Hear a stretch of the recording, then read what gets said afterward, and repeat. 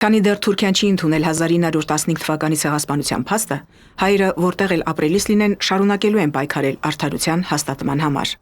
Ապրիլի 24-ին հայոց ցեղասպանության սուրբ նահատակների հիշատակության օրը աշխարհասփյուր հայերը, որոնք ցեղասպանության զոհերի սերունդներն են, պատմական հիշողության գրողները, ծաղիկներ են խոնարհում եւ աղոթում, որ նման ոչրագործություն երբեք չկրկնվի։ Երբ ես այցելում եմ ցեղասպանության թանգարան, ամեն անգամ հոգիս ցնցվում է,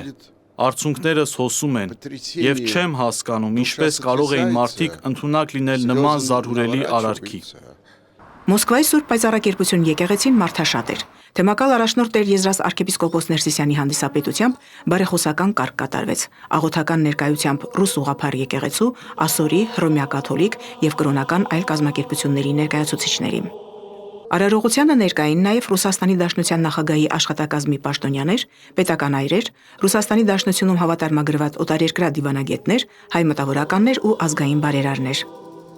Արարողության ավարտին Եզրաս Սրբազանն ընթերցեց Գարեգին II ամենայն հայոց կաթողիկոսի ուղերձը Եղեռնի 111-ամյակի առիթով։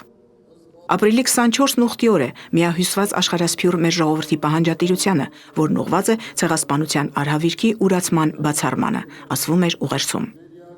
Հայոց ցեղասպանությունը պաշտոնապես ճանաչել ու դատապարտել են աշխարհի շատ երկրներ, այդ թվում Ռուսաստանը 1995 թվականին։ Հայ ժողովրդի ցեղասպանությունը դատապարտելու մասին Պետդումայում ընդունված հռչակագրով Ռուսաստանը մեկ անգամ եւս վերահաստատեց իր հավատարմությունը մարդու իրավունքների պաշտպանությանը։ Այս մասին էր նաև Ռուսաստանի Դաշնության նախագահ Վլադիմիր Պուտինի ուղերձը, որն ընթերցվեց Սուրբ Պայծառակերպություն եկեղեցում։ Մեր երկրի դիրքորոշումը այս հարցում միշտ անփոփոխ է եղել, ասվում էր նախագահի ուղերձում։ Ցեղասպանության միջազգային ճանաչման եւ դատապարտման մասին հայտարարությունները, որոնք կատարում են պետությունների ղեկավարները, օտարազգի մտավորականներն ու պատմաբանները, կարևոր ուղերձներ են Թուրքիային, առերեսվելու սեփական պատմությանը ճանաչելու հայոց ցեղասպանությունը։ Սակայն Օսմանյան կայսրության իրավահաջորդը, ներկայիս Թուրքիան, շարունակում է ոչ միայն ժխտել ցեղասպանության փաստը, այլև դիվանագիտական ճնշումներ կիրառել այդ ոճիրը դատապարտող երկրների նկատմամբ։ Համոզված եմ, հավատարի մեր սուրբ նահատակների պատգամին յուրաքանչյուր հայ սրբազան պարտք ունի։ Երբեք չուրանալ, չդավաճանել, չմոռանալ մեր սուրբ նահատակների հեղված անմեղ արյունը, նրանց լույս հիշատակը, արդարադատության նրանց պահանջն ու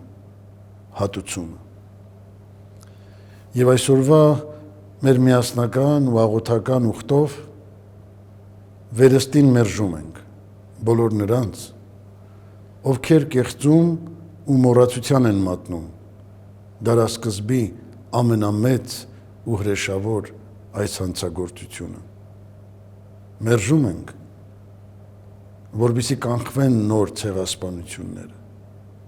ինչի ականատեսը եղանք թե Սումգայիթում եւ թե այսօրվա բռնազավթված Արցախում։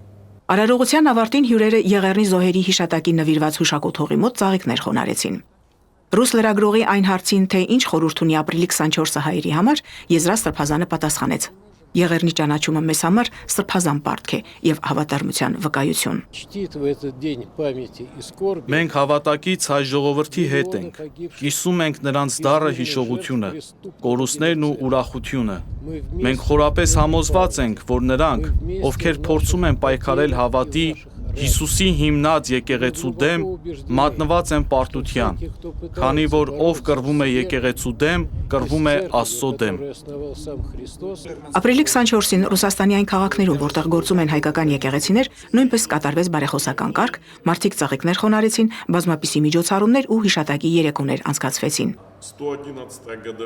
Ցեղասպանության 111-ամյակը ողբերգական տարեթիվ է հայերի համար։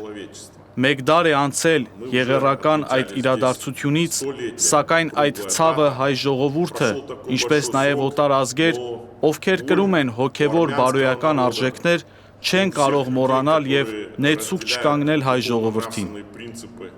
Մոսկվայի Տապան թանգարանում հայ ուսանողները կազմակերպել էին սերունդների հիշողությունը խորագրով գիտաժողով, որտեղ տարբեր բուհերի ներկայացուցիչներ Եղեռնի մասին շուրջ 40 զեկույց ներկայացրին։ Ալբերտ Նազարյան, Արթուր Սարգսյան, Եկեղեցական կյանք, Մոսկվա։